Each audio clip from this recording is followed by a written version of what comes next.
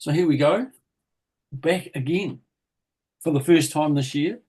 So greetings to you all. I hope you've all had a good holiday and survived the stresses and strains. And it looks like we're just having someone join us. Yes, same Somebody, here. Greetings to everyone.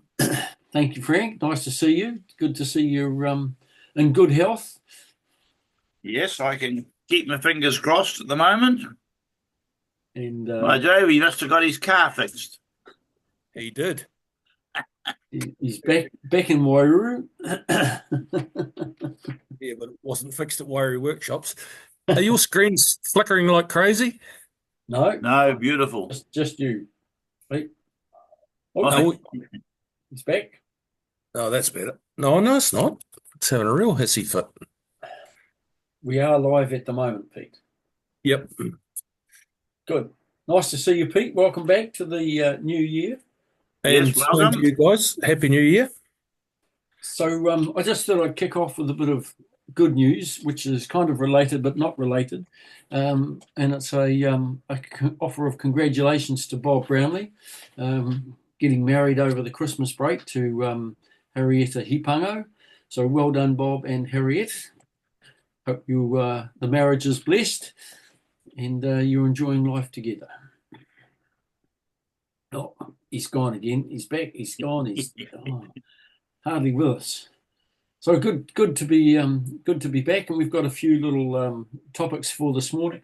And at the top of the list is as Frank, you might have seen, I think back in towards the end of January, we posted a file, a PDF file from the naval communicators, ex-naval communicators, and it details some of their history. So, Frank, you want to have a chat to about that, about what's going on and all the bits and pieces? Yeah, well, over the last few years, the RNZN Communicators Association, which is a gathering of ex-naval communicators, signalmen and radio operator sparkers, and we've spent a fair bit of time. We've got a little team that have been concentrating on the Burial Act, concentrating on medallic recognition for those up to 89, concentrating on operational service for those who recently got the NZ OSM. And over this time, we have sent several OIAs to several ministers to do with defence, Veterans Affairs, etc., etc. And we've just gone through, and if you saw it on the website, you'll notice we've given a rundown on the people we've actually contacted, what we said to them, and their replies. As you can see, most of them are same. They say nothing. But our motto is we keep plugging away, something may happen. Unfortunately, we send these things and they all end up back at the same person in NZ Defence. Right. I find that if you send an OIA these days, it will go from the gatekeeper to the Associate Minister of Defence, and then it will go to the Minister of Defence, and he will say, no, this is a Veterans Affairs. So he will send it to the Associate Minister of Veterans Affairs, who will then send it on to the Minister of Veterans Affairs, who will then say, no, this has to be dealt with directly by Veterans Affairs. So eventually, instead of the 21 days or whatever it is, you should get a reply. It takes months. How we go about approaching this, perhaps we should look at it a different way. But I can't work it out. As I mentioned to Dennis there, we could try and get appointments to talk to them, but even that's impossible. They've got quite a fortress around them down there in Wellington. So that's Fully just agree with that. carry on, Pete. Sorry. Fully agree with that. Yeah. Yeah. So just for that general information, if people think that things aren't happening, well, they do. It's just that we are curtailed by the goings on within the bureaucracy that slow Yeah. everything down. So people And are I actually think trying it's to do deliberate myself. they say, oh, here's another OIA from a Mr. Breen. Yeah. Him again. Yeah, I wished I'd known him when he was in the army. I'd have sorted him out. Yeah, yeah, yeah. Would have posted him permanently to Wairau. Yeah, yeah. No, it is a problem we have, but if we keep plugging away, something will happen. One of them will make a mistake and give it to the right person. Thanks for that update, Frank. Yeah, If you haven't read the file, I think it's about 14, 15 yeah. pages, something like 15 that. pages. Yeah, Yeah. Have a read, and you might understand some of the issues that the executive committee and its members and other associations that we work with face in trying to get information and trying to get somebody to make decisions. So it's not all that easy. no, it isn't. Upcoming, I think in March, is the National Council of the RNZ RSA, and there is the National Council is supposed to be focused around the Constitution and a new Constitution. Yet there is a separate working group outside the board and the President's Forum.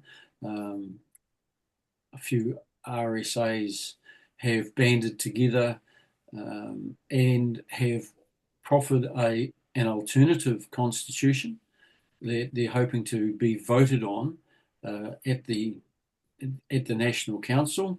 So that's a watch and see what happens, and that will also affect perhaps how we as an affiliate proceed in the future, whether we maintain our association with RNZ RSA or go back and being on our own thing, doing our own thing external to the RSA. So keep an eye out for that one. And also in line with the Constitution, hopefully all going well, by the end of this week, I should have drafted a new Constitution for us or finished the drafting so that we can comply with the legislative changes that require us to have a new Constitution by April 26, I think it is. So we're working on that. Pete, give a little. How's that going? Absolutely no change since we finished at the end of last year. Oh my goodness! So people have forgotten about us over the Christmas holidays. Yeah, and I guess I had to think about it too, and I thought, Christmas is an expensive time of the year anyway. Yep. And I'm sure people were spending money on their families and things like that. However, we are now into the new year, so we're back, and please, the price of a cup of coffee or something like that, please donate to our welfare fund. I'll give a little page. Yeah. So, yeah. Let's get cranked up for 2025. I noticed over the holiday break, several journal articles in the media about the price of coffee going up. The break-even point for cafes is now about $8 a throw. Well, to make a profit, that's got to be closer to 10 or something like that. So yeah, everything's going up. Yeah. Never mind. Okay, so there you go. So the minimum, once upon a time, $5 would have got you a cup of coffee. Now it sounds like it's going to be 10. So we'll see how we go with that. You can still get one at BP for $4.50. All right. But if you're donating to us, could you donate us 2 cups of coffee? And add 50 I'll have cents. to donate the value of a glass of beer. Mine comes in bottles. So. So over the holiday break, there was also an announcement as far as the Waitangi Tribunal goes. As you know, we've got various claims in front of the Waitangi Tribunal. And the major thing that has happened is that a number of the members of the existing panel for the veterans claims, or the Veterans Kaupapa Inquiry, two of the historians have been replaced. One that's been around for quite a while, Dr. Monty Suter, and the other one was Dr. Grant Phillipson, who's had about 3 years on the panel. Both valued historians, so they have been replaced, and others have come on board, including the former Minister of Defence and Minister of Veterans Affairs, Ron Mark. And that's going to have some effect on how the tribunal's report may be written, because we've got new blood come on board, and the next phase of the hearings, which begins 24th of March, is the Crown producing its evidence and being cross-examined on its evidence that it's producing, and they're producing that to counter the claims that have been put in by the various claimant parties. So it's going to be a new phase, and that'll be interesting to see how that rolls out. So I think once upon a time I had faith that we would get a good recommendation for all the veteran claimants. Now I'm having to reconsider that because of the different people who've come on board. It changes the flavour of the panel, and we'll just see what that produces in the end. So it's going to be an interesting wee while in the future. I think there are 3 hearings. The first one is the one in March, I think, is in the marae, the National Marae, Army Marae at Wairau. There's going to be one in the Air Force Marae, and same with the Naval Marae in Devonport. So that's where the hearings are, and when the dates become available, I'll pass those on. You'll be able to join them live, have a look, have a listen, see what the evidence is, and see how the legal beagles do their job. What else? Oh, yes, okay. So these two are kind of combined. I see in the papers that the Manawanui is being pumped out, and I also see that the Minister of Defence has stated that the vessel is not going to be replaced, which is, it's $100 million of naval vessel sitting on the bottom, and I'm not even sure if they're going to try and salvage that. Do you know, Frank, if that's the case? The discussions I've had with people who although we don't know, think there is a suggestion that they may look at how they can raise it. It's not as if it's a long way down. It's only 30 metres down. Right. And they've lifted ships much deeper than that. Right. The only trouble is they're cutting holes in it. So they're going to have to block all those holes up before they pump it out. That's to let the water out, Frank. Yeah, is that what it is? Yeah, I don't know. I hear that Samoa don't want it left there. Right, right. So, and that's going to be a just getting it raising it off the seabed. It's going to be an expensive exercise. Oh yeah. And along with pumping all the fuel, oil, and so forth that's on board, all the toxic bits and pieces, expensive to do. Would have been better not to put it there. Yeah. But that's a kind of a recognition too that the cost of maintaining the Navy, and I think we're down to 5 significant vessels if you include the Manawanui. Well, 2 frigates and about 4 patrol boats now, and the Endeavour, the tanker, and the is it Canterbury or the AOT? Yeah, they've got that's the landing ship, or whatever they call it. Yeah, Canterbury. Yep. Yeah. So our naval capacity is really quite diminished, and very small from what it used to be like. They have trouble. The Navy has trouble getting in the recruits, and once they've got them in, it has trouble manning full complements on the vessels. And we've also facing the same with the other branches of the service. Nice to have the new Hercules arriving. Nice to have the new Poseidons up in the air from time to time. But again, crewing issues and maintenance and upkeep of those are quite expensive. And in my discussions with people, it was raised that perhaps one of the intelligent ways forward, because New Zealand's tax take is too small to maintain a significant defence capacity, would be coming to some arrangement with Australia that perhaps we lease the services of a Navy and Air Force and so on off them, and pay them instead of trying to maintain our own Navy and Air Force, etc. Certainly, the pay rates for their service people are better than in New Zealand, and I'm sure they welcome New Zealand Army staff to jump the ditch and get a few extra dollars for the troops. It'd be nice to see them back in New Zealand, perhaps paid better by our sister across the Tasman.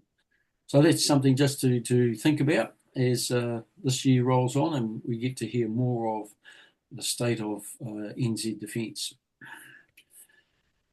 Last posts. So Frank, where do we stand? Unfortunately, it's been a sad Christmas, New Year for a lot of my shipmates. We had 27, I've just counted, shipmates cross the bar since our last broadcast.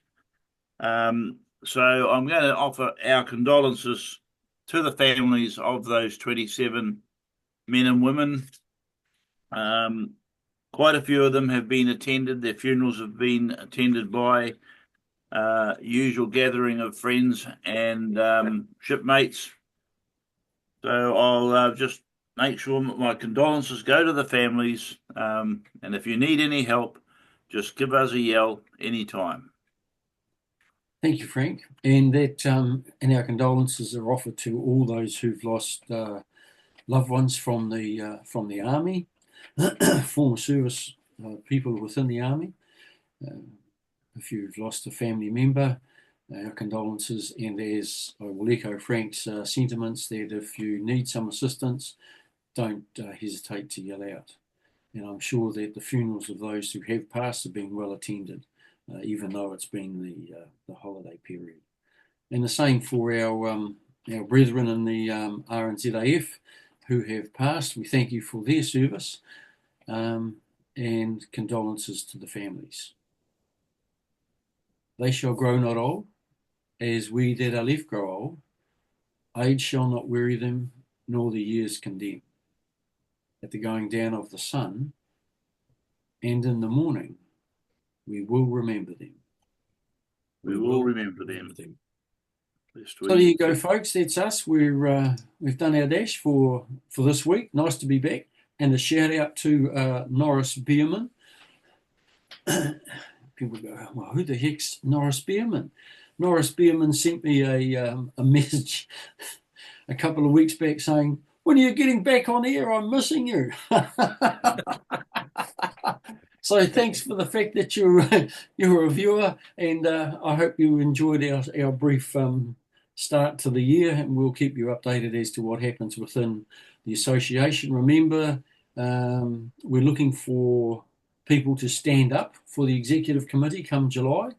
We're looking for a new president, and we need some perhaps younger bodies with a bit more energy and drive to withstand the onslaught of the lack of activity from OIAs and requests for information and putting things together for us. So there you go. Thank you, gents, for your time. Pete, glad that the car's repaired.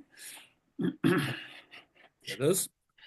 Have a good week, and we'll catch you all same time, same place next week. Technology being okay. Yeah, excellent. Bye, everyone.